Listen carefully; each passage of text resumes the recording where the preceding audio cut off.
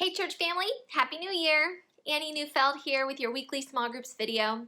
This week is Epiphany, the time in the church calendar when we focus on the magi bringing gifts to Jesus. Pastor Matthew preached on Matthew 2 verses 1 through 2 and 10 through 11, which tells this familiar story. And as Pastor Matthew retold the story, he really focused on two details. First, these men came and they bowed down and they worshiped Jesus. They worshiped a child, which was really unheard of in the Jewish mind. It was blasphemy to worship a human being, and yet they are the first to worship Jesus. They brought their gifts, they bowed down, and they worshiped the King.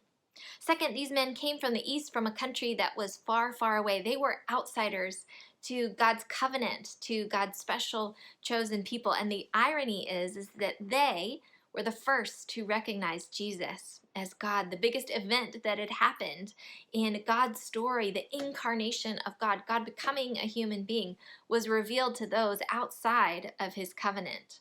And that idea is found throughout the scriptures, that often God reveals himself to the marginalized, to the outsiders, to the commoner, not to the person with all the power, not to people who are in the center, but to those on the outside.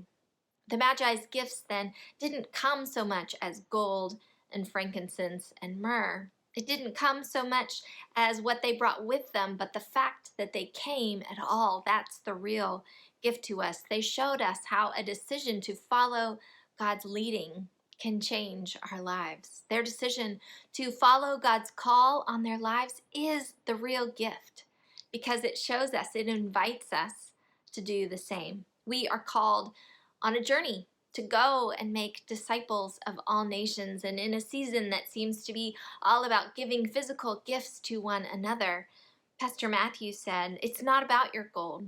It's not about your frankincense. It's not about your myrrh. It's not about the gift. The Lord is asking you to become a gift to humanity. We are called to go, to journey out, to join God in his mission. And so our question for this week is this: how is the Lord prompting you to become a gift to humanity this year? In other words, where is God calling you to go, to serve, to share his love? Well, church family, as we enter into 2022, we pray that each morning you would wake up and feel the gift of God, the gift of God's love in your life. And we pray that we then all would become a gift, would become a blessing to the world around us. Go in peace.